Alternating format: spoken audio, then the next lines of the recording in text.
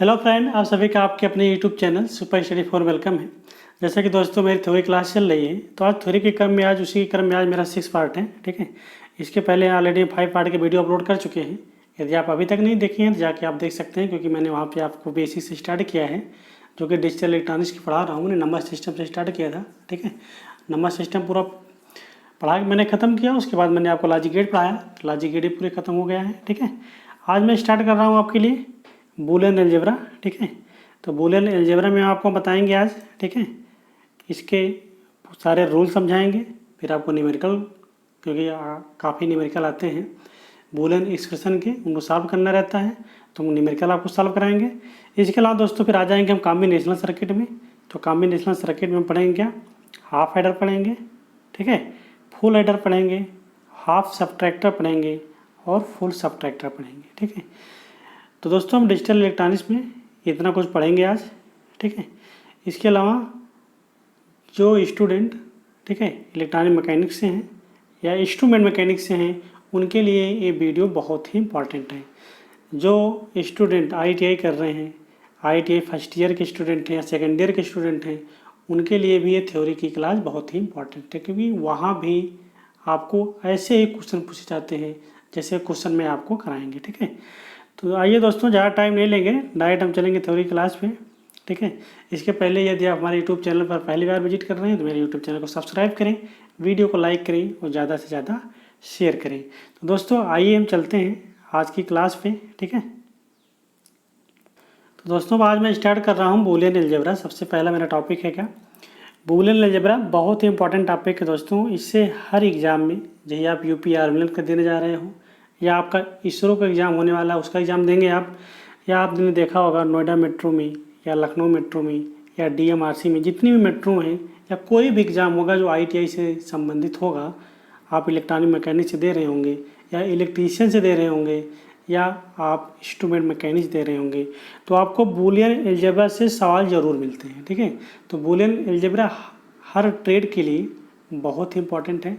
ठीक है, तो हम बूलियन अलजेब्रा की बात करते हैं तो इसमें 3 बेसिक ऑपरेशन होते हैं। पहले उन 3 बेसिक ऑपरेशन को जानते हैं, कौन कौन से होते हैं। तो 3 बेसिक ऑपरेशन होते हैं हमारे, एंड, आर और नॉट। ठीक है, ये 3 हमारे बेसिक ऑपरेशन होते हैं। इन तीनों बेसिक ऑपरेशन को हम क्रम से जानेंगे। ठीक है, तो आइए हम जानते हैं। पहले हम नॉट ऑपरेशन के बारे में जानते हैं कि नॉट में क्या होता है। ठीक है, तो नॉट ऑपरेशन में क्या होता है कि अगर हम ए है तो ए बार हो जाता है। ठीक है, अगर नॉट में हम ए इनपुट देते हैं तो हमको आउटपुट ए बार मिलता है, अगर ए बार देते हैं तो हमको ए मिलता है। ठीक है, ये चीज़ दोस्तों, ये जो चीज़ है ये डायरेक्टली एग्जामिनर पूछ लेता है कि ए का बार क्या होगा। ठीक है, तो ए का जो बार है इसकी वैल्यू क्या होगी नॉट गेट में, नॉट ऑपरेशन में, तो ए होगा। ठीक है, या ए की वैल्यू क्या होगी नॉट ऑपरेशन में, तो वहाँ पे आपको बताना होगा ए बार होगा। डायरेक्टली ऐसे क्वेश्चन दे देता ऑब्जेक्टिव टाइप में। ठीक है, इसके अलावा दोस्तों क्या होता है कि अगर किसी भी संख्या का हम बार का बार करते हैं, ठीक है, तो बार का बार करेंगे तो ये हमको मिलेगा। ठीक है, ये मेरा नॉट ऑपरेशन था। हम आशा करते हैं कि आपको नॉट ऑपरेशन समझ में आ गया होगा। दोस्तों इसको आप याद रखिएगा। ठीक है, क्योंकि एग्जामिनर डायरेक्ट ऐसे क्वेश्चन पूछ लेता है, बाकी अभी जब हम बूलियन एक्सप्रेशन को सॉल्व करेंगे तब उन चीज़ों की वहाँ पे ज़रूरत पड़ेगी। ठीक है, तो ये रूल हैं, ये सभी रूल याद होना चाहिए। आइए हम देखते हैं अगला एंड ऑपरेशन को। दोस्तों एंड ऑपरेशन में क्या होता है कि एंड ऑपरेशन में अगर हम ए डॉट ए करेंगे तो उसके मान हमको क्या मिलेगा, ए मिलेगा। ठीक है, अगर ए डॉट 0 करेंगे तो 0 मिलेगा। अगर ए डॉट 1 होगा, अगर किसी संख्या में हम 1 का मल्टीप्लाई करेंगे तो हमको 1 मिलेगा, और किसी संख्या में ए डॉट ए बार करेंगे, ठीक है, हम ए को ए बार से मल्टीप्लाई करेंगे तो हमको 0 मिलेगा। ठीक है, ये चीज़ें बहुत ही इंपॉर्टेंट हैं। आप ऐसा नहीं कर सकते कि सर ए इंटू ए का मान हो ए स्क्वायर हो जाएगा, लेकिन ये ऐसा नहीं होता। ठीक है, तो यहाँ पे क्या होगा कि ए डॉट ए होगा तो उसकी वैल्यू क्या होगी, ए होगी। तो इन सब नियम का हम प्रयोग करेंगे अभी जब बूलियन एक्सप्रेशन, ठीक है, सॉल्व करेंगे। इसके अलावा दोस्तों से सिंपल सा क्वेश्चन पूछ लेता है एग्जामिनर कि ए डॉट एक बार का मान क्या होगा। एक नंबर का क्वेश्चन आता है, आप देखेंगे तो यूपी आर्मी में इस तरह के 2 से 3 क्वेश्चन आए हुए हैं। ठीक है, तो ऐसे डायरेक्टली आपसे पूछ लेगा तो आपको बताना रहेगा। यदि आपको मालूम रहेगा तो आप डायरेक्ट आंसर दे दोगे, नहीं तो आप क्वेश्चन को स्किप करके निकल जाओगे। ठीक है, तो इसलिए ये रूल बहुत ही इंपॉर्टेंट है बूलियन एक्सप्रेशन के, ठीक है। आइए हम देखते हैं इसके बाद और ऑपरेशन। और ऑपरेशन में हमारा क्या होता है कि ए प्लस ए, अगर किसी संख्या में ए में हमें फिर से ए ऐड करेंगे तो हमको ए मिलेगा। अगर ए प्लस 0 करेंगे तो हमको ए मिलेगा। यदि ए प्लस 1, ये देखो दोस्तों ये बहुत ही इंपॉर्टेंट है, ठीक है, क्योंकि इसी का प्रयोग मैक्सिमम होता है, ठीक है। अगर किसी संख्या में बूलियन एक्सप्रेशन है 1 प्लस करके कोई भी नंबर दिया होगा, वो 1 प्लस करके होगा तो उसका मान 1 होगा। इस चीज़ को आप याद रखेंगे, ठीक है। इसके अलावा ए प्लस ए बार का मान क्या होगा, ये बहुत फेवरेट है एग्जामिनर का, ठीक है। ये कई बार एग्जाम में आया हुआ है, ठीक है। ए प्लस ए बार का मान क्या होगा, ए होगा। हमने बताया आपको not operation, or operation and operation, इन 3 ऑपरेशन के बारे में मैंने आपको बताया। ये तीनों ऑपरेशन आपको समझ में आए होंगे और आपने रट लिया होगा, ठीक है। अब आइए हम देखते हैं कुछ थ्योरम हैं, उन थ्योरम के बारे में जानकारी ले लेते हैं, ठीक है। तो पहले हमारे कौन से थ्योरम है, पहले हमारी है डिस्ट्रीब्यूटिव थ्योरम, ठीक है।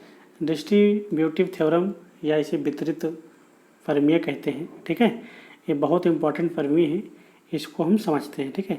क्या है कि ए प्लस बी सी है, ठीक है। हम देखते हैं कि इसमें कोई चीज़ कॉमन नहीं मिल रहा हमें, ठीक है। तो क्या करते हैं कि देखिए ए के साथ हम बी को लेंगे, फिर ए के साथ हम सी को लेंगे, तो हो जाएगा क्या हमारा ए प्लस बी और ए प्लस सी। ए क्या है इसका, ए इसका वितरित रूप है, ठीक है। तो डिस्ट्रीब्यूटिव थ्योरम का भी हम बहुत प्रयोग करते हैं, ठीक है।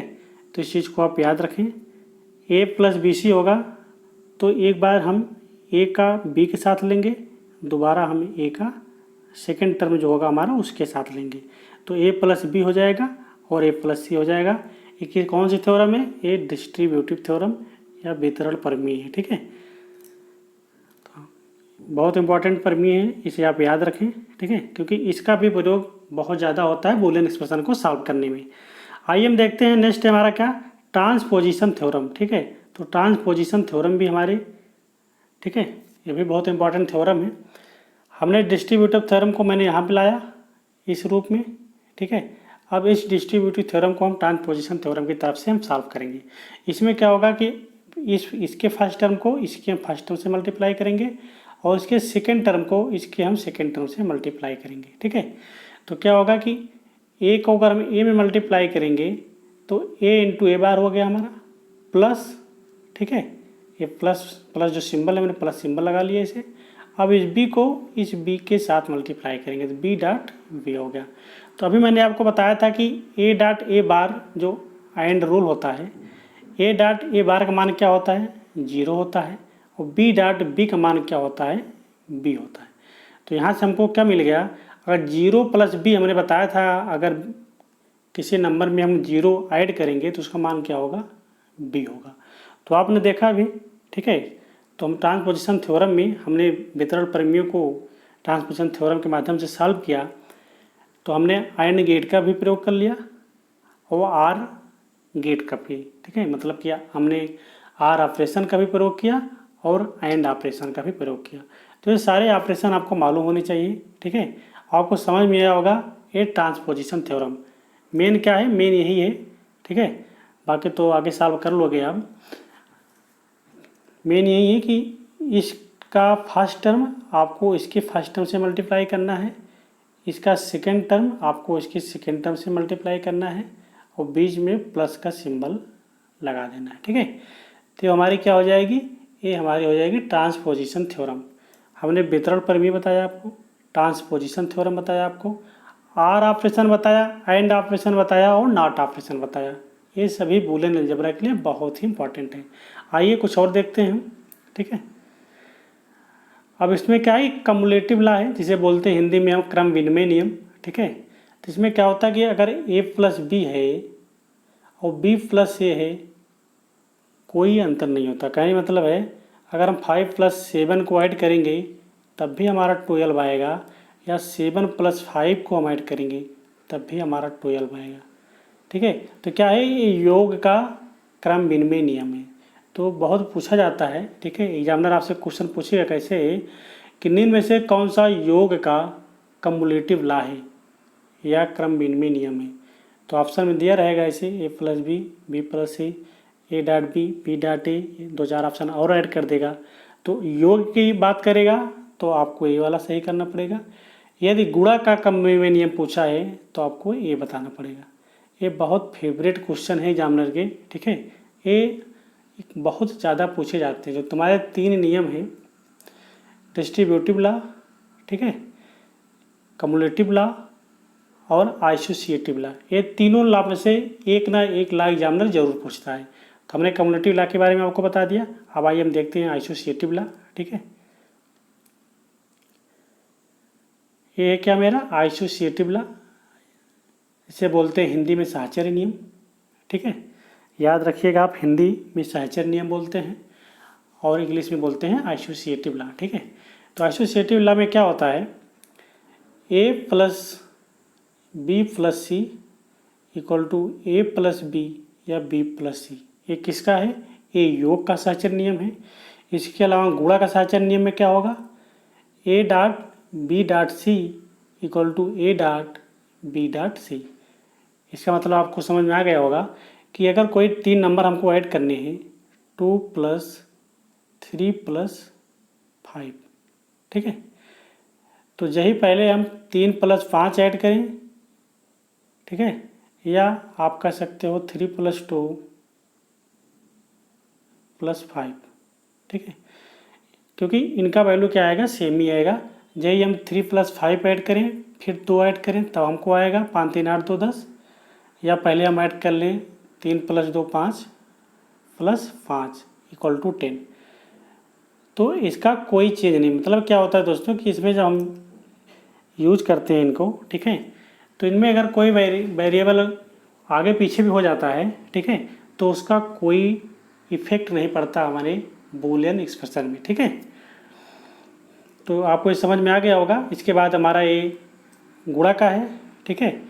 पूछता है एग्जामिनर निम्न में से कौन सा गुणा का सहचर्य नियम है, तो आपको बताना रहेगा कि गुणा का सहचर्य नियम ये होता है। तो बहुत इंपॉर्टेंट दोस्तों, आपको सभी नियम जो आपको मैंने थ्योरम बताए, जो आपको ऑपरेशन बताएं, अगर आपको ऑपरेशन, थ्योरम और नियम याद हैं तो मान के लिए कि आपको मैंने जो बताया था डिजिटल का जो वेटेज है 15 नंबर का, उस 15 नंबर में आपका 5 नंबर कंप्लीट हो गया यहीं से, ठीक है।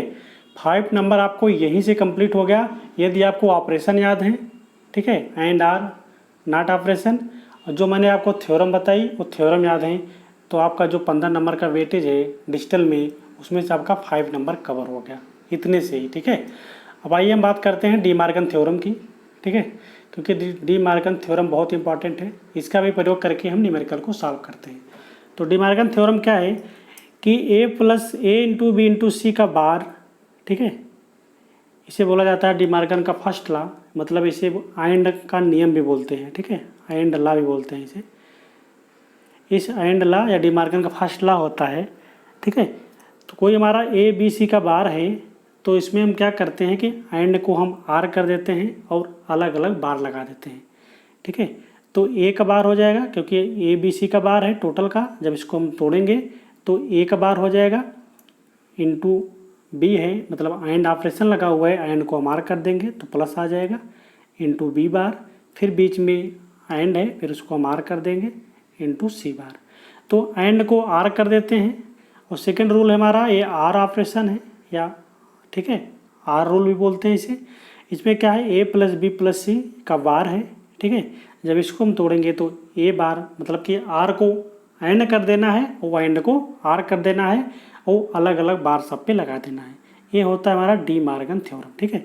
तो a bar dot b bar dot c बार, हमने r को एंड में चेंज कर दिया और इस कॉम्प्लीमेंट को मैंने अदर कॉम्प्लीमेंट लगा दिया, ठीक है, अलग अलग बार लगा दिया। तो ये हमारी डी मार्गन थ्योरम है। क्वेश्चन बहुत पूछता है एग्जामिनर, ठीक है, पूछेगा कि आपसे डी मार्गन की फर्स्ट थ्योरम क्या होती है, तो ये हो गया। पूछेगा डी मार्गन की सेकंड थ्योरम, तो ये हो गया। तो दोनों थ्योरम के बारे में आपको पता होना चाहिए। ये भी बहुत इंपॉर्टेंट क्वेश्चन है, एग्जामिनर का फेवरेट क्वेश्चन है। यहाँ से भी क्वेश्चन दे देता है, दो में से कोई ना कोई एक क्वेश्चन एग्जामिनर जरूर देता है, ठीक है।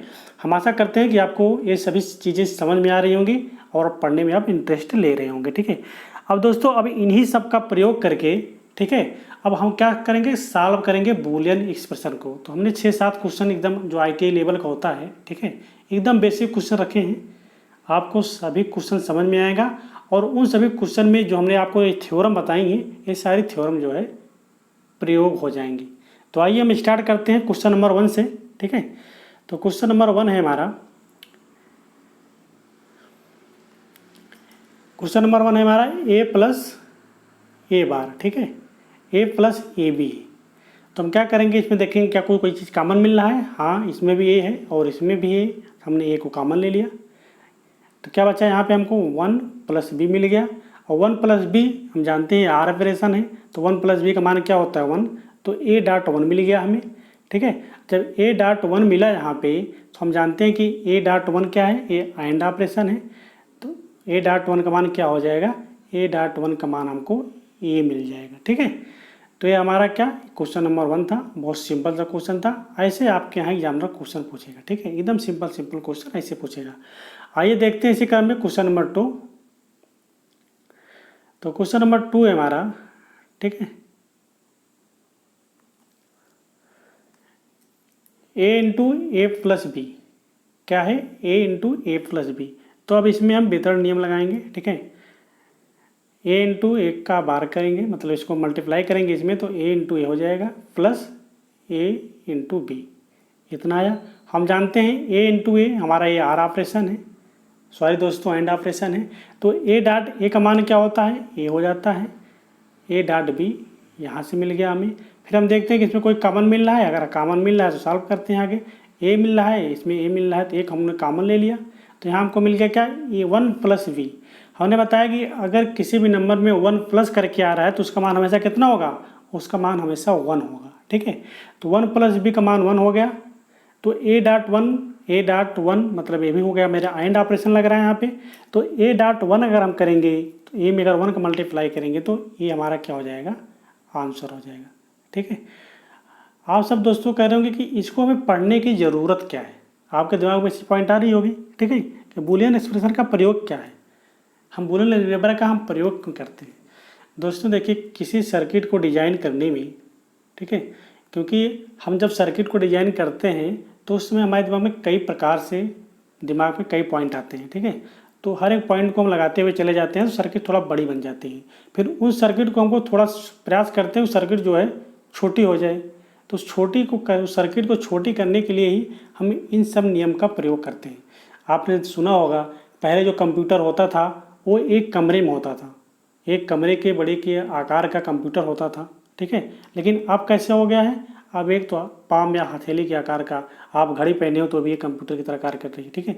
तो एकदम छोटे से आकार में आ गया, क्यों, क्योंकि इन्हीं सब रूल का प्रयोग करके उस सर्किट को छोटा छोटा करके एकदम छोटा बना दिया गया, ठीक है। तो इसमें क्या होता है, देखिए, अगर यही अभी हमको प्रयोग करना होता, इसको अगर हमको बनाना होता, ठीक है, तो हम क्या करते, हमको 3 इनपुट लेना पड़ता, एक, ठीक है, 2 इनपुट लेना पड़ता, ए और बी, ठीक है, 2 इनपुट लेते हैं।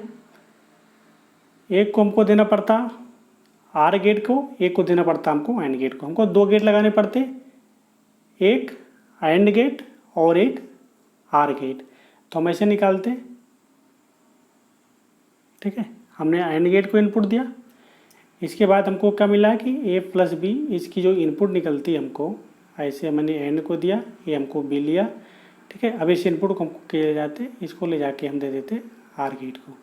तो हमको इसको बनाने के लिए हमको कितने गेट का प्रयोग करना पड़ा, 1 और 2 का, ठीक है। लेकिन अब हमको सॉल्व करने पर हमको क्या मिला, ये मिला, जो हमको सिर्फ एक ही गेट का या किसी भी गेट की प्रयोग नहीं करना पड़ता था, हमको एक सिर्फ ओनली 1 इनपुट मिल गई, ठीक है। इस इनपुट को हम कहीं और यूज कर सकते थे। तो इसीलिए हम बूलियन अलजेब्रा को हम पढ़ते हैं। हमको आउटपुट मिल गया था, क्या आउटपुट हमको ए मिल गया था, तो हमको जब ए ही मिल गया था तो उसमें किसी गेट की ज़रूरत नहीं थी, उस इनपुट को हम कहीं और उस आउटपुट को हम कहीं प्रयोग आगे कर सकते थे, ठीक है। तो इसीलिए इसका प्रयोग किया जाता है। आइए अब देखते हैं क्वेश्चन नंबर 2। तो क्वेश्चन नंबर 2 हमारा क्या है, क्वेश्चन नंबर 2 हो चुका है दोस्तों, क्वेश्चन नंबर 3 है, ठीक है। तो क्वेश्चन नंबर 3 हमारा क्या है, A plus A bar B, ठीक है, A plus A bar B. तो पहले हम देखते हैं कि इनमें कोई चीज़ कॉमन मिलता है कि नहीं। यही क्वेश्चन है, सॉल्व हो रही कि नहीं। अब देखते हैं ए प्लस ए बार बी, हमें इसमें कुछ कॉमन नहीं मिल रहा है, ठीक है। जब हम कुछ कॉमन नहीं मिल रहा है तो क्या करेंगे हम, अभी इसमें हम लगाएंगे क्या, डिस्ट्रीब्यूटिव थ्योरम, ठीक है। जब इसको हम डिस्ट्रीब्यूटिव थ्योरम लगाएंगे तो इसमें क्या होगा, हमने बताया था कि पहले को इस सेकेंड के साथ, फिर इसको इस थर्ड के साथ लिखना है, ठीक है। तो हमने क्या किया, ए प्लस ए बार किया, फिर सेकेंड बार हमने क्या लिखा, ए प्लस बी, ठीक है। अब ए प्लस ए बार का मान हम जानते हैं क्या होता है, ए प्लस ए बार का मान हमने बताया था क्या होता है, 1 होता है। जब इसको मैंने 1 कर दिया तो ये हो जाता हमारा क्या, 1 डॉट ए प्लस बी, तो 1 डॉट ए प्लस बी हो जाता, तो इसका मान क्या हो जाता, ए प्लस बी हो जाता, ठीक है। तो हमने इसको सॉल्व किया, हमको क्या मिल गया, ए प्लस बी मिल गया। तो ये भी सर्किट सॉल्व हुई, क्यों, क्योंकि यहाँ अगर आप प्रयोग करते देखिए, यहाँ लगता एक आर ऑफ गेट, एक एंड गेट और एक नॉट गेट लगते, 3 गेट का प्रयोग करना पड़ता, लेकिन यहाँ पर ओनली एक गेट का प्रयोग से काम हो जा रहा है आर गेट से। तो ऐसे मेरी सर्किट सॉल्व होती है, ठीक है। इसी क्रम देखते हैं दोस्तों, हम आशा करते हैं कि आप थ्योरम का प्रयोग करना सीख रहे हैं, ठीक है। हमने बताया आपको यहाँ पर कौन से थ्योरम का प्रयोग किया हमने, यहाँ पे हमने डिस्ट्रीब्यूटिव थ्योरम का प्रयोग किया, क्योंकि ए प्लस ए बार बी था, हमको कुछ कॉमन नहीं मिल रहा था, क्योंकि मेरी सॉल्व नहीं हो रही थी, तो मैंने इसको डिस्ट्रीब्यूटिव थ्योरम लगाया।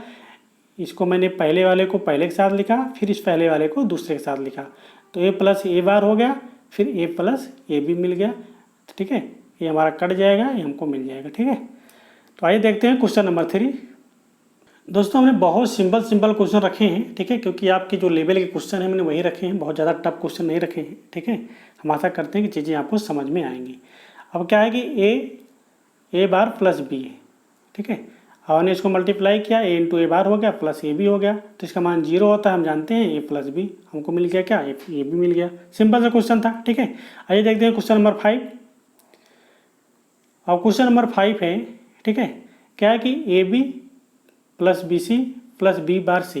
अब देखते हैं कि इनमें कोई चीज़ ऐसी कॉमन मिल रही है क्या। पहले हम कॉमन ढूंढने का प्रयास करते हैं। फर्स्ट टारगेट मेरा क्या रहेगा कि हम क्वेश्चन को सॉल्व करना है, पहले हम कॉमन ढूंढते हैं कोई चीज़ कॉमन मिल रही है क्या। तो हम देख रहे हैं कि यहाँ पे क्या मिल रही है, ए, यहाँ पे बी तो कॉमन मिल रहा है, लेकिन बी कॉमन लेने से इसमें कोई फ़ायदा नहीं हो रहा है हमें, ठीक है। तो इसको हम कॉमन नहीं लेंगे। अब इसमें देखते हैं यहाँ पे हमको सी कॉमन मिल रहा है। जब यहाँ से हम सी कॉमन ले लेते हैं तो उसके बाद क्या मिलता है, बी प्लस बी बार बच जाता है। तो हमने सी से यहाँ कॉमन लिया तो यहाँ बी प्लस बी बार मिला। हम जानते हैं बी प्लस बी बार का मान कितना होता है, 1 होता है, तो सी डॉट 1 हो गया। सी डॉट 1 का मान क्या होगा, सी होगा। तो हमारा जो आंसर हो जाएगा ए बी प्लस सी। अब इसके आगे सॉल्व नहीं हो सकता, ये हमारा क्या हो जाएगा, आंसर हो जाएगा। हम आशा करते हैं कि आपको क्वेश्चन समझ में आया होगा, ठीक है। आइए देखते हैं नेक्स्ट क्वेश्चन। अब क्वेश्चन नंबर 6 है, ठीक है। क्वेश्चन नंबर 6 में क्या है कि A bar B plus A B plus A bar B bar, इतना आ गया, ठीक है। अब इसमें देखते हैं कॉमन ढूंढते हैं। यहाँ से कुछ कॉमन मिल रहा है, हाँ देख रहे हैं यहाँ बी कॉमन मिल रहा है। बी कॉमन लेने के बाद मेरा काम भी हो जा रहा है, मैंने बी कॉमन लिया, ए बार प्लस ए मिला, तो बी डॉट बी हो गया। अब देखते हैं ए बार बी बार, ठीक है। हमको क्या मिल गया, B plus A bar into B bar. अब इसको हम देखते हैं, सॉल्व तो करना है आगे, सॉल्व होगा तो देखते हैं कैसे सॉल्व होता है। फिर इसमें क्या लगाते हैं, हम डिस्ट्रीब्यूटिव थ्योरम लगाते हैं, ठीक है। तो हमने डिस्ट्रीब्यूटिव थ्योरम लगाया, तो मैं पहले को पहले के साथ, फिर पहले को दूसरे के साथ, तो बी प्लस ए बार फिर बी प्लस बी बार। तो हम जानते हैं बी प्लस बी बार का मान कितना होता है, 1 होता है। तो हमारा जो आंसर आ गया ए बार प्लस बी बार आ गया। एकदम सिंपल सा क्वेश्चन है दोस्तों, ठीक है। इसमें क्या है कि यदि आपको थ्योरम याद है ना तो आप हर क्वेश्चन को कर लोगे, कोई भी क्वेश्चन आपका छूटेगा नहीं। और एग्जामिनर एक आध 2 क्वेश्चन जरूर देता है इस तरह के, ठीक है। आइए देखते हैं एक क्वेश्चन और, ठीक है। अब इसमें हमको क्या प्रयोग करना है दोस्तों, इस थ्योरम में प्रयोग करेंगे क्या, डी मॉर्गन थ्योरम का हम प्रयोग करेंगे, ठीक है। इसमें क्या है कि A bar B plus C D bar है, ऊपर कॉम्प्लीमेंट है, ठीक है, ऊपर टोटल का बार है। तो हम जानते हैं कि डी मॉर्गन थ्योरम में क्या होता था, इसको हम ए बार बी बार का बार प्लस आर है, आर को हम कर देंगे एंड इंटू सी डी का बार। फिर इसको हम तोड़ेंगे, इसको हम तोड़ेंगे तो ए बार का बार हो जाएगा, ए एंड है तो आर हो जाएगा प्लस बी बार, ठीक है। इसको हम तोड़ेंगे फिर से तो सी बार एंड है तो यहाँ पे आर हो जाएगा प्लस डी बार का बार।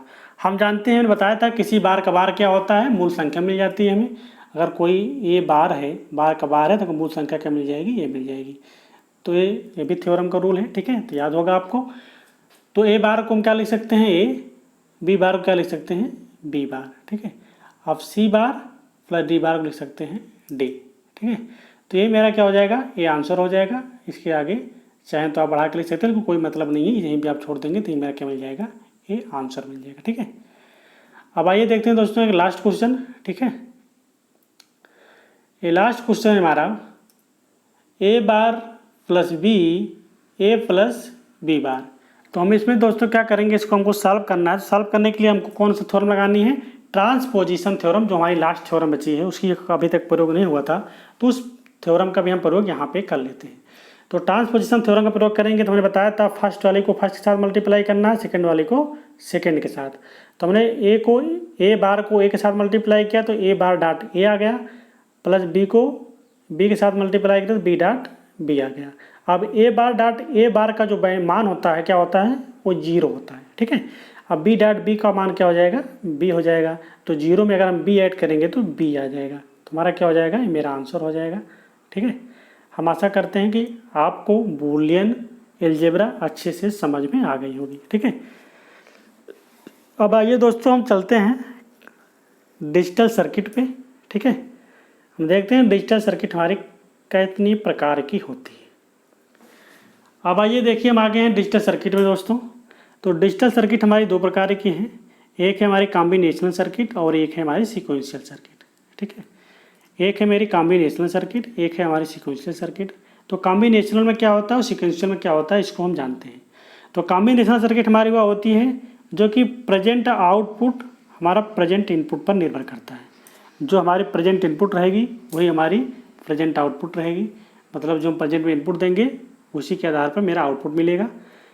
इसमें फीडबैक नहीं होता, नो फीडबैक, नो मेमोरी, और इसमें कोई मेमोरी एलिमेंट नहीं होता, ठीक है। तो क्या होता है हमारा, वो कॉम्बिनेशनल सर्किट होती है। इसके अलावा हम बात कर लेते हैं सीक्वेंशियल सर्किट की। तो सीक्वेंशियल सर्किट में क्या होता है कि इसमें प्रेजेंट आउटपुट जो होती है वो प्रेजेंट इनपुट के साथ साथ पोस्ट आउटपुट पर भी निर्भर करती है, ठीक है। मतलब जो हम प्रेजेंट आउटपुट हमको मिलेगी वो हमारे प्रेजेंट इनपुट पे, इसके अलावा जो हमको पोस्ट में आउटपुट मिली है उस पर भी निर्भर करती है प्रेजेंट आउटपुट, ठीक है। इसके अलावा क्या होता है कि इसमें जब प्रेजेंट पोस्ट आउटपुट पर निर्भर कर रही है तो जनरली है कि इसमें फीडबैक हो रहा है, ठीक है। तो इसमें फीडबैक भी होता है और इसमें मेमोरी भी होती है, ठीक है। अब आइए देख लेते हैं इनके एग्जाम्पल दोस्तों, कि इनके एग्जाम्पल कौन कौन से होते हैं, क्योंकि एग्जामिनर ज़्यादातर एग्जाम्पल ही पूछता है, ठीक है। तो हमारी जो कॉम्बिनेशनल सर्किट होती है उसमें क्या क्या आता है, उसमें आएगा हमारा half adder, full adder, half subtractor, full subtractor, ठीक है। मक्स आएगा जिसे बोलते हैं मल्टीप्लेक्सर, डी मक्स आएगा डी मल्टीप्लेक्सर, डिकोडर आएगा, इनकोडर आएगा, पैरेलल एडर आएगा और कंपेरेटर आएगा। इतने चीज़ आती हैं हमारी किसमें, कॉम्बिनेशनल सर्किट में। इसके अलावा हमारी जो सीक्वेंशियल सर्किट होती है वो फ्लिप फ्लॉप आएगा, क्योंकि इसमें मेमोरी होती है, रजिस्टर फ्लिप फ्लॉप से मिलकर बने होते हैं और काउंटर, ठीक है। तो ये सब चीज़ें हमें हमारी सीक्वेंशियल और कॉम्बिनेशनल सर्किट। तो आप क्या क्वेश्चन क्या पूछेगा एग्जामिनर, आपसे पूछेगा कि निम्न में से कौन सा कॉम्बिनेशनल सर्किट है, निम्न में से कौन सा सीक्वेंशियल सर्किट है, ठीक है। ये आपको बताना रहेगा। तो दे देगा कि निम्न में से कौन सा कॉम्बिनेशनल सर्किट है, तो इनमें से जो एग्जाम्पल हैं वो आपके कॉम्बिनेशनल में आ जाएंगे। दे देगा निम्न में से कौन सा सीक्वेंशियल सर्किट है, तो हमारे क्या है, सीक्वेंशियल सर्किट है। इसको याद रखना, जहाँ पे हमको मेमोरी मिलेगा वो हमारा सीक्वेंशियल हो जाएगा, फीडबैक मिलेगा सीक्वेंशियल हो जाएगा, जहाँ पर फीडबैक नहीं होगा, मेमोरी नहीं होगी, ठीक है, वो हमारा क्या हो जाएगा, कॉम्बिनेशनल हो जाएगा, ठीक है। अब आइए दोस्तों हम इसमें पढ़ेंगे क्या, हम कॉम्बिनेशनल की शुरुआत करेंगे। और दोस्तों की क्या है कि ज़्यादातर जो क्वेश्चन का वेटेज है यहाँ पे वो कितना है, वो 15 नंबर का ही वेटेज है, ठीक है। तो हमने पूरा पेपर का एनालिसिस किया था कल, मैंने आपको दिखाया था कि क्या क्या क्वेश्चन पूछ रहा है, ठीक है, क्या सिलेबस है UPRVNL का। तो 15 नंबर में मैक्सिमम क्वेश्चन क्या थे आपके, नंबर सिस्टम से, लॉजिक गेट से थे और बूलियन अलजेब्रा से थे। हमने उन चीज़ों को आपको पढ़ा दिया है। तो कॉम्बिनेशनल में हम पूरा नहीं पढ़ाएंगे अभी, ठीक है, क्योंकि जो है टाइम बहुत कम है, हो सकता है कि एग्ज़ाम आपका हो सकता है एग्ज़ाम आपका अगस्त में हो जाए, तो 1 ही महीना बचा है, डेढ़। ठीक है, तो हम सोच रहे हैं कि आपको हम इसके बाद में स्टार्ट कर देते हैं बेसिक इलेक्ट्रिकल, क्योंकि 40 नंबर का वेटेज है उसका। ठीक है, और बढ़ सकता है, तो 40 नंबर का वेटेज मैं सोच रहा हूँ कि अब मैं स्टार्ट कर देता हूँ आपका बेसिक इलेक्ट्रिकल। बेसिक इलेक्ट्रिकल ख़त्म करने के बाद फिर मैं आ जाऊँगा आपके इंस्ट्रूमेंट में, फिर मैं आपको इंस्ट्रूमेंट पढ़ाऊँगा। ठीक है, इंस्ट्रूमेंट ख़त्म करने के बाद जो कि 50 नंबर हमारा क्या है, इलेक्ट्रॉनिक्स पार्ट है, तो उस इलेक्ट्रॉनिक्स पार्ट को हम लास्ट में पूरा ख़त्म करेंगे। ठीक है, उसके बाद जो टाइम बचेगा फिर उसमें हम आपको ऑब्जेक्टिव क्वेश्चन कराएंगे।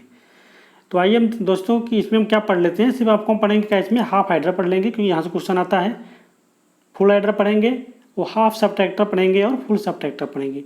इतना ही डिजिटल पढ़ेंगे और इसके बाद डिजिटल को यहीं पे हम समाप्त करेंगे। इसके बाद में अगर टाइम बचेगा पूरा सिलेबस ख़त्म करने के बाद, तब उसमें हम आपको मल्टीप्लेक्सर पढ़ा देंगे, डी मल्टीप्लेक्सर पढ़ाएंगे, इनकोडर पढ़ाएंगे, डिकोडर, ये सब चीज़ें पढ़ाएंगे।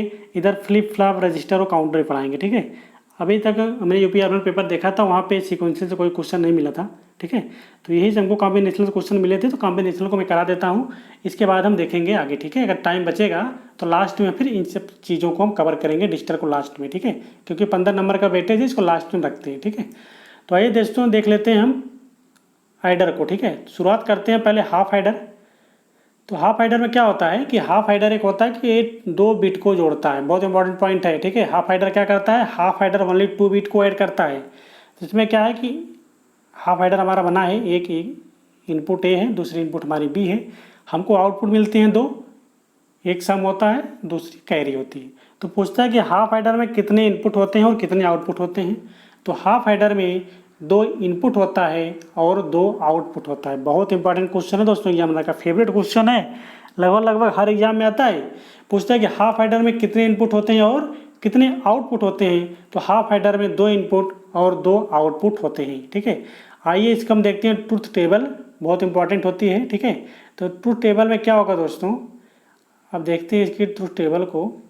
ठीक है, 2 इनपुट हैं ए और बी, आउटपुट हमारी सम है और कैरी। ठीक है, तो इनपुट हमारी क्या है, 00 11 सिंगल 01 01। ठीक है, ये हमारी क्या है, इनपुट हैं।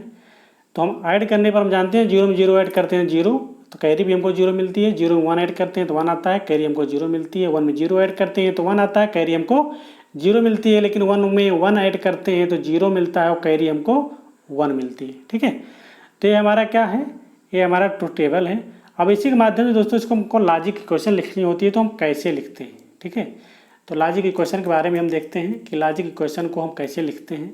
तो लॉजिक इक्वेशन को लिखने का तरीका दोस्तों, इसके पहले इसमें आपको बताएंगे कि इसमें एक चीज़ क्या होता है कि पॉस होता है और एक होता है साफ होता है। ठीक है, एसओपी और पीओएस 2 फॉर्म होते हैं बूलियन एक्सप्रेशन लिखने के। तो एसओपी क्या होता है, वो होता है हमारा सम ऑफ, ठीक है, प्रोडक्ट ऑफ सम होता है और सम ऑफ प्रोडक्ट होता है। ये प्रोडक्ट ऑफ सम होता है और ये होता है क्या हमारा सम ऑफ प्रोडक्ट। तो ज़्यादातर अब क्या होता है, देखिए इसको हम क्या बोलते हैं, सॉफ्ट को हम बोलते हैं मिनी टर्म।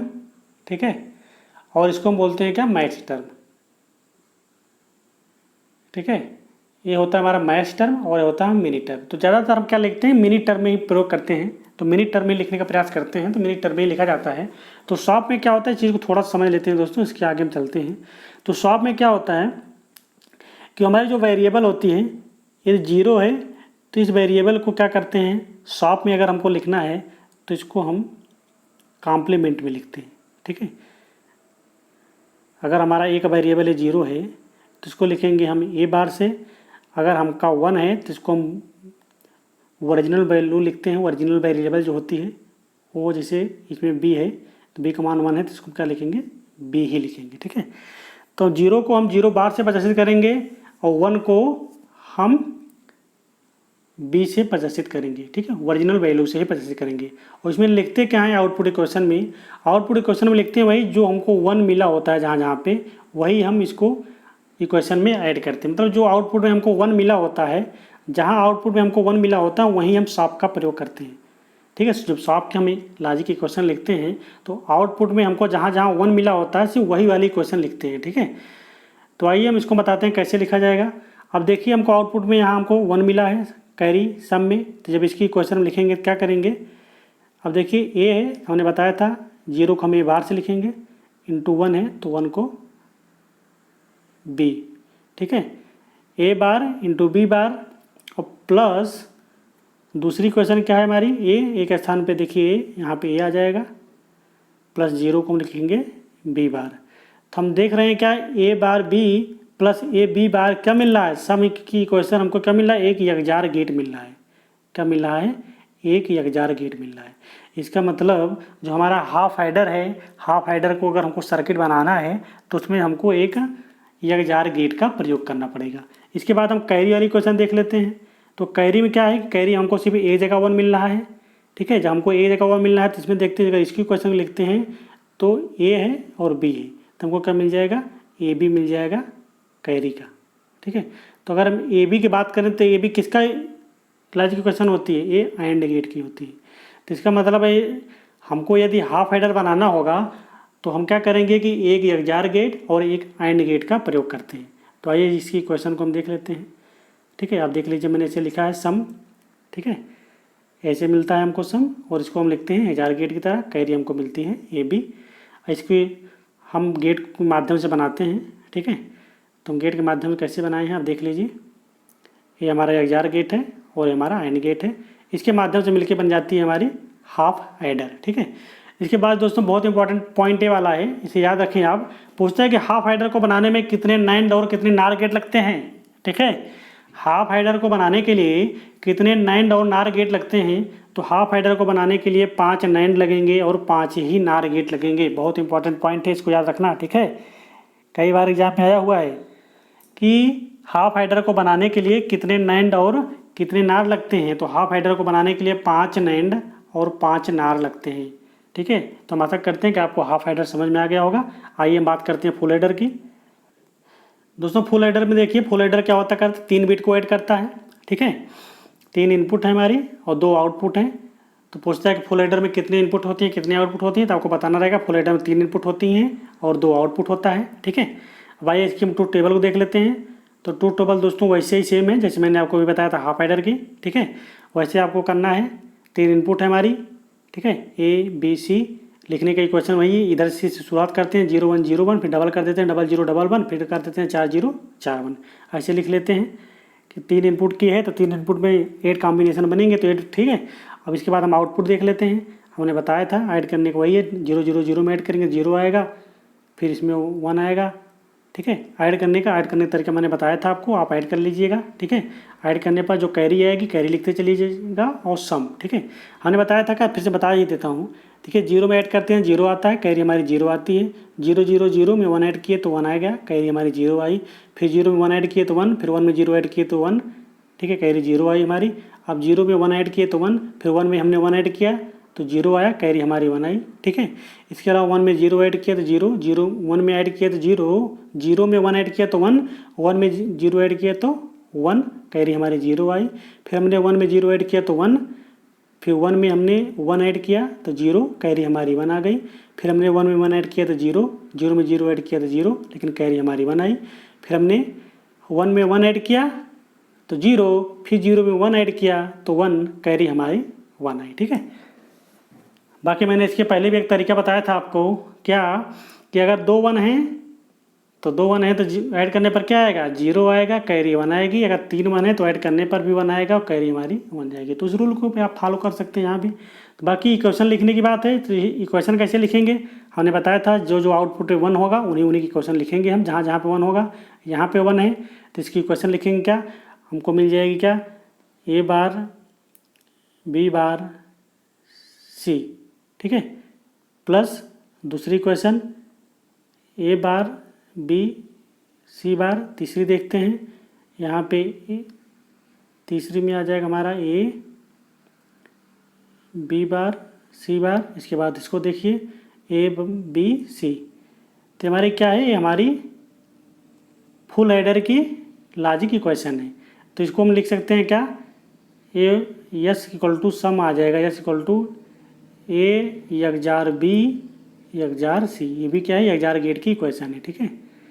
ये आउटपुट है, तो ऐसे आप लिख सकते हो, उसे कैरी की भी लिख सकते हैं आप, ठीक है। तो आप देखिए यहाँ पे हमने लिखा है नीचे, तो सम की ये है हमारी।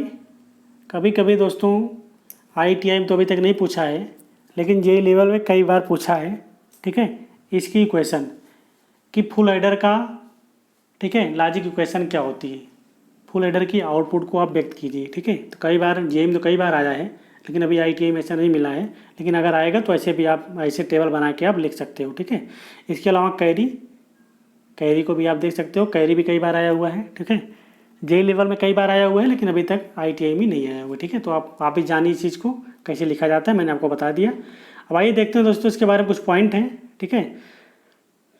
पहले इसको हम देख लेते हैं कि एक हमको अगर फुल हेडर बनाना है तो 2 हाफ हेडर, ठीक है, 2 हाफ हेडर और एक आर गेट की ज़रूरत होती है।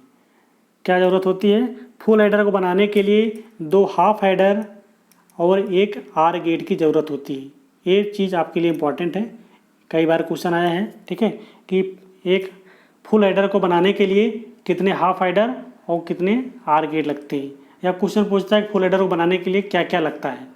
तो आपको बताना रहेगा कि एक फुल हेडर को बनाने के लिए 2 हाफ हेडर और एक आर गेट लगता है, ठीक है। तो ये देखते हैं कुछ पॉइंट, इसमें इंपॉर्टेंट पॉइंट हैं, देख लेते हैं। तो आप देख लीजिए, हमने बताया कि फुल हेडर को बनाने के लिए 2 हाफ हेडर और एक आर गेट लगता है। इसके अलावा फुल हेडर को बनाने के लिए कितने नैंड और कितने नार लगते हैं? तो फुल हेडर को बनाने के लिए 9 नैंड और 9 नार गेट लगेंगे, ठीक है। कितने लगेंगे? फुल हेडर को बनाने में 9 नैंड और 9 नार गेट लगते हैं। इस पॉइंट को आप याद रखिएगा, कई बार एग्जामिनर आया है, ठीक है। ये DMRC का 2016 पेपर देखिएगा तो वहाँ पर आपको क्वेश्चन मिलेंगे, ठीक है। तो कई बार एग्जामिनर क्वेश्चन आया हुआ इस तरह के, तो एग्जामिनर का फेवरेट टॉपिक है सब, ठीक है। तो एग्जामिनर को यही क्वेश्चन बनाते हैं, तो इसलिए आप चीज़ को याद होनी चाहिए। हमने प्रयास किया है कि कोई भी चीज़ आपके लिए छूटे ना, जो आपके लेवल की चीज़ें हैं वो हर चीज़ आपको मिल जाए, ठीक है। तो इस पॉइंट को याद रखिएगा, तो दोनों पॉइंट को। आइए हम देखते हैं अब हाफ सब्ट्रैक्टर। हाफ सब्ट्रैक्टर में क्या होता है कि हाफ सब्ट्रैक्टर जो होता है हमारा, ये भी 2 बिट को घटाता है, ठीक है। हाफ सब्ट्रैक्टर मतलब होता है घटाना। तो सब्ट्रैक्टर को हाफ सब्ट्रैक्टर होता है वो 2 बिट को घटाता है।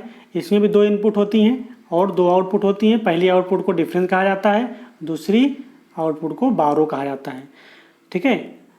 इसके अलावा इसमें दिया हुआ है 2 इनपुट 2 आउटपुट होता है। एग्जामिनर कई बार पूछता है कि हाफ सब्ट्रैक्टर में कितने इनपुट और कितने आउटपुट होते हैं। तो हाफ सब्ट्रैक्टर में 2 इनपुट और 2 आउटपुट होते हैं, ठीक है। आइए बात करते हैं हम इसकी ट्रुथ टेबल की, जिसे बोलते हैं सत्यता तालिका हिंदी में, ठीक है। तो इसकी ट्रुथ टेबल को देख लीजिए। 2 इनपुट है हमारी A और B, तो लिख लेंगे 0 1 0 1 0 0 0 1 1, ठीक है। इनपुट लिखने का तरीका यही होता है। इसके बाद इसको घटाएंगे हम, ठीक है। अगर 0 में से हम 0 घटाते हैं तो 0 आता है। डिफरेंस हमारा क्या है? 0 आया। 12 भी हमारा 0 आया। अब जानते हैं कि 0 में से 1 तो घटेगा नहीं, तो हमको 12 लाना पड़ेगा। 12 हमारा 1 आया, तो 1 0 2 हो गया। 2 में से 1 गया तो मेरा 1 आ गया, डिफरेंस भी 1 आया। फिर 1 में से हम 0 घटाते हैं तो 1 आता है। 12 हमारा 0 आता है। फिर 1 में से 1 हम घटाएंगे तो 0 आएगा। 12 हमारा क्या आएगा? 0 आएगा। तो ये डिफरेंस का तरीका था, मैंने आपको बताया पहले ही नंबर सिस्टम में, ठीक है, कैसे घटाया जाता है। ये चीज़ें आपको मैं बता चुका हूँ। अब इसकी बात कर दें कि इसकी लॉजिक इक्वेशन कैसे लिखी जाएगी। तो लॉजिक इक्वेशन लिखने का तरीका वही मैंने बताया था, वही तरकीब मतलब कि वही प्रक्रिया फॉलो होगी यहाँ पे भी, ठीक है, वही प्रोसेस। तो प्रोसेस क्या लिखने का? वही है जो मैंने बताया था आपको, शॉर्ट में लिखा जाएगा। तो क्या करेंगे, जहाँ पे 1 होगा वही लिखेंगे। तो 1 आउटपुट में 1 हमको यहाँ मिला है, यहाँ मिला है, तो इन्हीं दोनों को लिखेंगे हम आउटपुट इक्वेशन। तो डिफरेंस की जो इक्वेशन हो जाएगी, क्या हो जाएगी? ए बार बी प्लस दूसरा क्या है हमारा? A B bar. तो आप देखिए, यही हम एंड कर रहे हैं, मतलब यही हम जोड़ रहे हैं, यही हम घटा रहे हैं, वहाँ पर किसका प्रयोग हो रहा है? प्रयोग हो रहा है हमारा यगजार गेट का, ठीक है। किसका प्रयोग हो रहा है? यगजार गेट का। मतलब एडिशन के लिए भी और सब्ट्रैक्शन के लिए भी हम यगजार गेट का प्रयोग कर रहे हैं, ठीक है। अब आइए देखते हैं हम 12 की क्वेश्चन क्या है। 12 हमको कहाँ मिला है? यहाँ पे मिला है 1, आउटपुट हमको हाई यही मिला है, तो इसी की क्वेश्चन लिखेंगे। तो यहाँ से क्या मिलेगा हमको मिलेगा ए बार बी, ठीक है। तो ए बार बी मिला है, तो इसको हम लॉजिक गेट बनाते हैं, लॉजिक गेट के माध्यम से बनाते हैं। तो आप देख लीजिए, डिफरेंस एंड 12 की क्वेश्चन यही है, ठीक है। 12 हमको ये मिला हुआ है, लिखने का तरीका मैंने आपको बता ही दिया। अब इसके देख लेते हैं गेट, ठीक है, कैसे इसकी गेट से बनाए हैं। यहाँ तो हमने 1000 गेट लगा दिया अपन डिफरेंस के लिए, ठीक है। अब हमको जो 12 मिला था, क्या मिला था, ए बार बी, तो ए की इनपुट को हम इन्वर्ट करेंगे तो नॉट गेट लगाएंगे यहाँ पे, नॉट गेट के माध्यम से हमने इसे कॉम्प्लीमेंट कर दिया, ठीक है, इन्वर्ट कर दिया। इसके बाद एंड गेट को आउटपुट दे दिया तो हमको मिल गया ए बार बी, ठीक है। तो देख लीजिए, हमको अगर हाफ सब्ट्रैक्टर बनाना है तो उसमें हमको एक एक्सआर गेट और एक नॉट गेट और एक एंड गेट का प्रयोग करना पड़ेगा, ठीक है। कभी कभी एग्जामिनर पूछता है कि हाफ सब्ट्रैक्टर बनाने के लिए किन किन गेट का प्रयोग किया जाता है। तो हाफ सब्ट्रैक्टर बनाने के लिए एक एक्सआर गेट लगेगा, एक नॉट गेट लगेगा और एक एंड गेट लगेगा, ठीक है। हम आशा करते हैं कि आपको ये चीज़ समझ में आई होगी। इसके अलावा दोस्तों इस चीज़ को याद रखें कि हाफ सब्ट्रैक्टर को भी बनाने के लिए 5 नैंड और 5 नार गेट लगते हैं। तो याद करने का आसान तरीका यही है, अगर हाफ की बात करेगा तो 5 लगेगा, अगर फुल की बात करेगा तो 5 दूनी 10, 10 में से 1 कम कर लीजिएगा आप 9, ठीक है। तो अगर आइडर और सब्ट्रैक्टर की बात करते हैं, अगर हाफ आइडर और हाफ सब्ट्रैक्टर की बात करेगा तो 5 नैंड और 5 नार लगेगा। इसके अलावा फुल आइडर और फुल सब्ट्रैक्टर की बात करेगा तो 9 नैंड लगेगा और 9 नार गेट लगेगा, ठीक है। 9 नैंड गेट और 9 नार गेट लगेंगे। इस पॉइंट को आप याद रखिएगा, बहुत बार एग्जाम में आता है। इसके अलावा मैंने आपको बताया ही था, ठीक है, नैंड से नार बनाना, नार से नैंड बनाना, या एक्सआर गेट कैसे बनाते हैं, ठीक है। एंड गेट बनाने के लिए कितने नैंड लगेंगे, कितने नार लगेंगे, ये सब चीज़ें ऑलरेडी मैं पहले आपको बता चुका हूँ, ठीक है। यदि आप अभी मेरा वीडियो नहीं देखे हैं तो आप जाके देख लीजिएगा, ठीक है। लॉजिक गेट में शायद में तीसरा चौथा वीडियो है, ठीक है, आप देखिएगा, वहाँ पे आपको मिल जाएगा। आइए हम पढ़ लेते हैं फुल सब्ट्रैक्टर को, ठीक है। तो फुल सब्ट्रैक्टर देख लीजिए आप। तो फुल सब्ट्रैक्टर में क्या है कि यहाँ भी 3 बिट को ऐड करता है। जो हमारा फुल सब्ट्रैक्टर होता है, 3 बिट को हम घटाने के लिए हम प्रयोग करते हैं फुल सब्ट्रैक्टर का, ठीक है। तो फुल सब्ट्रैक्टर में 3 इनपुट हैं और 2 आउटपुट हैं, ठीक है, डिफरेंस और 12। आइए देखते हैं इसके बारे में, कुछ पॉइंट हैं दोस्तों, ठीक है। बाकी घटाना है तो आप घटा लीजिएगा, जैसे मैंने बताया था आपको भाई सब्ट्रैक्टर का वैसे घटता है, बाकी सब चीज़ें कोई मतलब नहीं है, ये सब पूछिएगा नहीं, ठीक है। बस आपसे यही पूछेगा जो मैं आपको बता रहा हूँ। तो फुल सब्ट्रैक्टर में 3 इनपुट होगा और 2 आउटपुट होता है। इम्पॉर्टेंट पॉइंट है, इसे आप याद रखें। फुल सब्ट्रैक्टर को बनाने में 2 हाफ सब्ट्रैक्टर और 1 आर गेट लगता है। क्या? फुल एडर को बनाने के लिए 2 हाफ सब्ट्रैक्टर, सॉरी दोस्तों एडर बोल रहा हूँ बार बार, एडर नहीं सब्ट्रैक्टर होगा, ठीक है। तो फुल सब्ट्रैक्टर को बनाने के लिए 2 हाफ सब्ट्रैक्टर और 1 आर गेट की ज़रूरत होगी। और फुल सब्ट्रैक्टर को बनाने में 9 नैंड लगेगा और 9 नार गेट लगेगा, ठीक है। ये बहुत इंपॉर्टेंट पॉइंट है, ठीक है। इसके अलावा यदि आपको लॉजिक इक्वेशन लिखनी है इसकी, तो वैसे आप 3 इनपुट लीजिएगा, ए और बी और सी, 2 आउटपुट मिलेगी हमको, डिफरेंस और 12 आप घटाइएगा, घटा के टेबल को बनाइएगा, बनाने के बाद उसकी इक्वेशन को आप लिखिएगा। तो आप सभी, ठीक है, आप सभी कमेंट सेक्शन में, मैं आपके लिए छोड़ रहा हूँ, ठीक है, आप सभी कमेंट सेक्शन में हमको फुल सब्ट्रैक्टर की डिफरेंस की लॉजिक इक्वेशन लिख के बताएंगे और 12 की, ठीक है, 12 की और डिफरेंस की। हम देखते हैं कि इनमें से कितने स्टूडेंट हैं जो मन से पढ़ रहे हैं। अगर जो अच्छे से पढ़ रहा होगा वो इस चीज़ का जवाब ज़रूर देगा, ठीक है। क्योंकि मैंने आपको बता दिया ऑलरेडी, 3 बताए हैं आपको। हमने हाफ हेडर की बताया कैसे निकलेगी, फुल हेडर की बताया कैसे निकलेगी, हाफ सब्ट्रैक्टर की बताया कैसे निकलेगी। अब आपको फुल सब्ट्रैक्टर की निकाल के हमें बताना है। हम आशा करेंगे आपसे इस चीज़ की कि आप ज़रूर हमको इस चीज़ के बारे में लिख कर बताएँगे, ठीक है। दोस्तों यदि वीडियो पसंद आई हो तो वीडियो को लाइक कीजिएगा, शेयर कीजिएगा। यदि अभी तक आपने चैनल को सब्सक्राइब नहीं किया है तो चैनल को सब्सक्राइब जरूर कीजिएगा, ठीक है। आइए दोस्तों, अभी मैंने आपको शुरू में थोड़ा सा परिचय दिया था पास और साफ की, आइए उसको थोड़ा हम डिटेल में देख लेते हैं क्योंकि ये चीज़ें थोड़ा ज़रूरी है, ठीक है। बात करते हैं साफ की। साफ का फुल फॉर्म क्या होता है? सम ऑफ प्रोडक्ट। कई बार एग्जाम में पूछा है इसका फुल फॉर्म। एसओपी का मतलब क्या होता है? एसओपी मतलब होता है सम ऑफ प्रोडक्ट। हमने बताया था एसओपी में क्या होता है कि प्रत्येक वेरिएबल को हम मिनी टर्म कहते हैं। क्या कहते हैं? प्रत्येक वेरिएबल को हम मिनी टर्म कहते हैं। इसके अलावा आउटपुट तब लेते हैं हम जब 1 होता है। आउटपुट हम उस कंडीशन में लेते हैं जब हम 1 होता है, आउटपुट में 1 वेरिएबल मिला होगा। हम 0 को क्या लिखते हैं, 0 को हम वेरिएबल का कॉम्प्लीमेंट लिखते हैं। हमने बताया था अभी, अगर कोई इनपुट हमारी ए है, उसका मान अगर 0 है तो उसको हम प्रदर्शित करेंगे ए बार से, ठीक है, मतलब कॉम्प्लीमेंट ए होता है। इसके अलावा 1 को हम ओरिजिनल वेरिएबल से लिखते हैं, मतलब कोई इनपुट हमारी ए है, ठीक है, उसका इनपुट का मान 1 है तो 1 को क्या लिखेंगे, हम ए ही लिखेंगे, ठीक है, तो उसकी उसी के ओरिजिनल वैल्यू से लिखते हैं, ठीक है। इसके अलावा इसकी हम टेबल देख लेते हैं, एक एग्जांपल, ठीक है, कैसे लिखते हैं उसके बारे में हम जान लेते हैं। एक एग्जांपल दिया हुआ है, 2 इनपुट हैं ए और बी, हमको आउटपुट मिला हुआ है 0 0 0 1 1 0 1 0 1 हमारी इनपुट है, आउटपुट हमको 0 1 1 1 मिला है, ठीक है, ये हमको आउटपुट मिला है। हमने कहा कि आउटपुट हम तभी लेते हैं जो कि 1 होता है, तो 1 हमको कहाँ मिला है, यहाँ मिला है। लिखने का तरीका हमने आपको बताया है भी, अगर कोई इनपुट का मान 0 है तो उसको हम कॉम्प्लीमेंट में लिखते हैं ए बार इंटू बी, अगर 1 है तो उसका ओरिजिनल लिख लेंगे। इसके अलावा ए 1 है तो इसको हम ए लिखेंगे, ए 0 है तो बी बार लिखेंगे।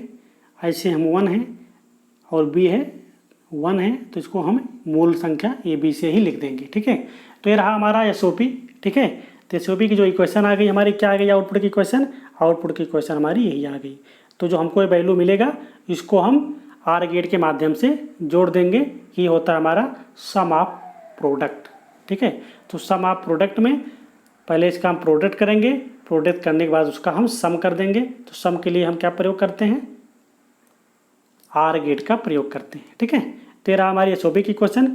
आइए हम बात कर लेते हैं किसकी, पॉस की, ठीक है।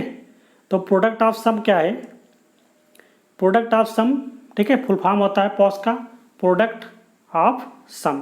पहले हम सम करेंगे, सम करने के बाद उसका हम प्रोडक्ट करेंगे, यही होता है इसका मतलब। तो इसमें क्या होता है, इसमें प्रत्येक वेरिएबल को किससे क्या कहते हैं, प्रत्येक वेरिएबल को मैक्स टर्म कहते हैं। क्या कहते हैं, प्रत्येक वेरिएबल को मैक्स टर्म कहते हैं। आउटपुट तब लेते हैं जब 0 होता है, ठीक है। वहाँ पर क्या करते थे, आउटपुट तब लेते थे हम जब 1 होता था, लेकिन यहाँ पे हम पॉस में क्या करते हैं कि आउटपुट तब लेते हैं जब आउटपुट में हमको 0 मिलता है। जहाँ पे हमको 0 मिलता है वहीं पर हम आउटपुट लेते हैं पॉस में। 0 को हम क्या करते हैं, ओरिजिनल वैल्यू से लिखते हैं, यही अंतर है यहाँ पे, ठीक है। इस चीज़ को याद रखना, 0 को हम, वैसे कोई इनपुट है उसका मान 0 है, ए कोई एक इनपुट है उसका मान 0 है तो इसको हम ए से ही प्रदर्शित करेंगे। लेकिन अगर कोई इनपुट ए है उसका मान 1 है, कोई इनपुट ए है इसका मान 1 है, तो क्या करेंगे, इसको हम कॉम्प्लीमेंट रूप में लिखेंगे ए बार। यही डिफरेंस है पॉस में और सॉप में, इस चीज़ को आपको याद रखना है, पॉस और सॉप, सम ऑफ प्रोडक्ट और प्रोडक्ट ऑफ सम, इन दोनों चीज़ों में यही डिफरेंस है। बाकी इसको लिखने का तरीका आइए देख लेते हैं एग्जाम्पल के माध्यम से, ठीक है। तो यहाँ पे एग्जाम्पल दिया हुआ है ए बी वाई, ठीक है। अब इसको हम लिखते हैं किसमें, पॉस में लिखना है। तो लिखने के लिए हमने बताया अगर 0 है तो मूल संख्या से ही लिखेंगे a प्लस बी, ठीक है। हमने बताया इसमें क्या करना है कि सम करना है, a प्लस बी का हमने सम किया, फिर 0 हमने बताया था 0 को मूल से ही लिखना है, 1 को हमको कॉम्प्लीमेंट कर देना है तो b बार आ जाएगा, फिर 1 है, फिर 1 को हमको कॉम्प्लीमेंट 0 को b। बाकी हमने क्या बताया था, जहाँ पर 0 होगा आउटपुट में वही इक्वेशन लिखनी है। आउटपुट में जहाँ हमको 0 मिलेगा वही क्वेश्चन लिखेंगे, 1 को जहाँ मिलेगा उसको हम छोड़ देंगे, हमको 1 वाले क्वेश्चन नहीं लिखनी है, ठीक है। तो क्या मिल गया हमको, आप देख लीजिए, यहाँ से हमको इतना मिल गया, ठीक है। अब इसके बाद हम देखिए इसकी हम क्वेश्चन लिखते हैं वाई वाली आउटपुट। तो हमने क्या बोला था कि पॉस का प्रोडक्ट ऑफ सम, तो पहले हम सम किए हैं, सम का क्या करना है हमको, सम का हमको प्रोडक्ट करना है, ठीक है। तो इनको हम प्रोडक्ट के रूप में लिख देंगे गुणा करके, ए प्लस बी का into A plus B into ई, ठीक है। तो इसमें हम आर गेट के आर करने के बाद एंड का हम प्रयोग कर देते हैं, ठीक है।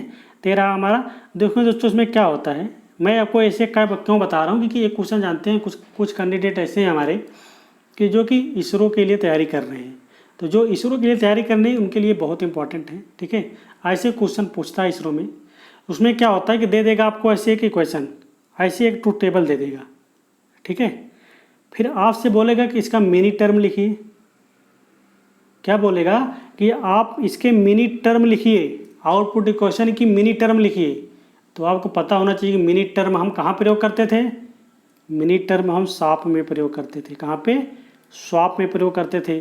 फिर ऐसे कह देगा, ऐसे एक टेबल दे देगा, ऐसे टेबल देने के बाद आपसे बोल देगा कि इसके मैक्स टर्म लिखिए। क्या? Max term. तो हमने बताया कि आपको मैक्स टर्म कहाँ प्रयोग करते हैं हम? मैक्स टर्म पॉस में प्रयोग करते हैं। जब पॉस में प्रयोग करते हैं, पॉस की इक्वेशन कैसे लिखी जाती है? पॉस की इक्वेशन ऐसे लिखी जाती है। तो आपको ऐसे लिखना रहेगा। ठीक है, तो मैंने दोस्तों की आपको मैंने ये चीज़ें समझा दी। ठीक है, अब आइए एक क्वेश्चन दे देते हैं आपको, एक आध दो क्वेश्चन कर लेते हैं। ठीक है, कैसे एग्जाम में क्वेश्चन पूछता है देख लीजिए, आपको आइडिया भी लग जाएगा। तो ऐसे एक क्वेश्चन दे देगा, y equal to A bar B, ठीक है, plus A B bar plus A B को पास में लिखिए। मतलब ये शॉप में है और इसको हमको पास में लिखना है। तो पास में लिखने के लिए क्या करना है? हमको सेम वही उल्टा कर देना है। ठीक है, हमने बताया था क्या करना है, क्योंकि सेम उल्टा ही होता है। तो सेम आपको उल्टा कर देना है। जहाँ पे ए बार है वहाँ पे ए कर देना है, जहाँ पे इंटू है वहाँ पे प्लस कर देना है, और जहाँ पे बी है वहाँ पे बी बार कर देना है। सेम उल्टा कर देना है। ठीक है, इसके अलावा यहाँ प्लस है तो प्लस को हमको इंटू कर देना है। यहाँ पे मतलब जहाँ पे एंड आर लगा है वहाँ पे आर गेट कर देना है। तो हमने यहाँ पे आर कर दिया। फिर देखिए ए है तो ए को हमने ए बार से कर दिया, यहाँ बीच में इंटू है तो हमने प्लस कर दिया। फिर बी बार है तो बी बार को हमने बी कर दिया। क्या करना है? बस सेम उल्टा कर देना है। बस यहाँ प्लस है, प्लस को हमने इंटू कर दिया, ब्रैकेट लगा दिया। ठीक है, फिर ए है तो यहाँ हमने ए बार कर दिया, यहाँ इंटू है तो हमने प्लस कर दिया, बी है तो हमने बी को बी बार कर दिया। तो ये ऐसे लिखी जाती है शॉप को पास में। इस बार नेक्स्ट क्वेश्चन देखते हैं, क्वेश्चन नंबर 2। क्वेश्चन नंबर 2 क्या है कि ये दिया हुआ हमें किसमें? पास में दिया हुआ है। इसे हमें शॉप में लिखना है। मतलब प्रोडक्ट ऑफ सम में दिया हुआ है, सम ऑफ प्रोडक्ट में लिखना है। तो हमने क्या करना है? वही सेम उल्टा करना है। वही इसको भी सेम वैसे, क्योंकि एक दूसरे क्या है वो उल्टा ही है, उल्टे क्रम में। तो इसको भी हमको ऐसे कर देना है। ए प्लस बी है तो ए के क्या करेंगे? ए बार, प्लस को इंटू कर देंगे बी बार, ये हो गया हमारा। फिर हम बीच में देखिए यहाँ पे इंटू है प्लस लगा देंगे। फिर क्या करेंगे? ए है तो ए को ए बार कर देंगे, प्लस है तो इंटू कर देंगे, बी है बी बार को हम बी से कर देंगे। ठीक है, फिर यहाँ देखिए इंटू है तो इंटू को हम प्लस कर देंगे। ठीक है, फिर इसके बाद क्या है कि ए बार है, ए बार को हम ए से लिख देंगे, प्लस को इंटू कर देंगे, बी को बी बार से लिख देंगे। तो क्या आ गई हमारी? यही आ गई हमारी क्वेश्चन। ठीक है, तो हम आशा करते हैं कि ये चीज़ आपको समझ में आ गई होगी। शॉप और पॉज, अगर कोई क्वेश्चन आएगा आपसे कि बोलेगा मिनी टर्म लिखिए, मैक्स टर्म लिखिए, तो आप आसानी से उस चीज़ को लिख लोगे, आपका एक क्वेश्चन छूटेगा नहीं। ठीक है दोस्तों, यदि आपको वीडियो आज की अच्छी लगी तो आप कमेंट करके बताइएगा। ठीक है, बाकी इसके बारे में कुछ पॉइंट और हैं जो कि बहुत इंपॉर्टेंट पॉइंट हैं, आप इसे देख लें। अगर n वेरिएबल के लिए, ठीक है, कोई n वेरिएबल है तो उसके लिए पॉसिबल मैक्सिमम जो मिनी टर्म और मैक्स टर्म होगा, ठीक है, n वेरिएबल के लिए जो पॉसिबल अधिकतम मिनी टर्म या मैक्स टर्म होगा वो क्या होगा? 2 की पावर n होगा। ठीक है, अगर कोई n वेरिएबल है हमारा तो उसके लिए जो मैक्सिमम पॉसिबल हमारा मिनी टर्म होगा 2 की पावर n होगा, पॉसिबल जो मैक्स टर्म होगा 2 की पावर n होगा। ठीक है, इसके अलावा n वेरिएबल के लिए अधिकतम पॉसिबल लॉजिक एक्सप्रेशन क्या होगी? n वेरिएबल के लिए पॉसिबल मैक्सिमम लॉजिक एक्सप्रेशन क्या होगी? 2 की पावर 2n क्या होगी? 2 की पावर 2 की पावर n, 2 की पावर 2 2 की पावर n। ठीक है, क्या होगी? 2 की पावर 2 2 की पावर n। तो हम बता देते हैं आपको, जैसे कोई हमारे 2 वेरिएबल है, 2 वेरिएबल के लिए पॉसिबल मिनी टर्म कितने होंगे? 2 की पावर 2 इक्वल टू 4 पॉसिबल हमारे मिनी टर्म होंगे, 2 की पावर 2 पॉसिबल हमारे मैक्स टर्म होंगे 4। ठीक है, और पॉसिबल कितनी लॉजिक इक्वेशन होंगी?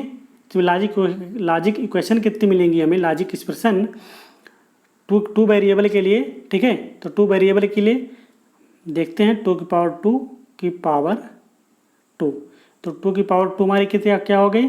तो 2 की पावर 2 हमारी हो गई, अगर इसको ऐसे मल्टीप्लाई करते चलें 2 की पावर हो जाएगी ये 4। ठीक है, तो 2 की पावर 4 को हम लिख सकते हैं कितना? 16। तो इसके जो पॉसिबल वेरिएबल मतलब होंगे क्या होंगे? लॉजिक इक्वेशन 16 हो सकती है। ठीक है, हम आशा करते हैं कि आपको ये चीज़ें समझ में आ गई होंगी। यदि आपको ये चीज़ समझ में आई तो वीडियो को लाइक करें, शेयर करें। यदि अभी तक आप मेरे चैनल को सब्सक्राइब नहीं किए हैं, चैनल को सब्सक्राइब जरूर करें। ठीक है दोस्तों, आज मैं यहीं पर अब डिजिटल इलेक्ट्रॉनिक्स को रोक देंगे। ठीक है, अब अगला जो वीडियो आएगा आपके लिए वो अगला वीडियो आएगा आपके लिए क्या, बेसिक इलेक्ट्रिकल। क्या आएगा, बेसिक इलेक्ट्रिकल से हम पढ़ेंगे अब, ठीक है। क्योंकि 40 नंबर का वेटेज है यूपीआर विनल के लिए या किसी भी एग्ज़ाम के लिए बेसिक इलेक्ट्रिकल बहुत ही इंपॉर्टेंट पॉइंट होता है, ठीक है। तो यहाँ से हम मैक्सिमम क्वेश्चन कवर करेंगे और इसको बहुत अच्छे से पढ़ेंगे।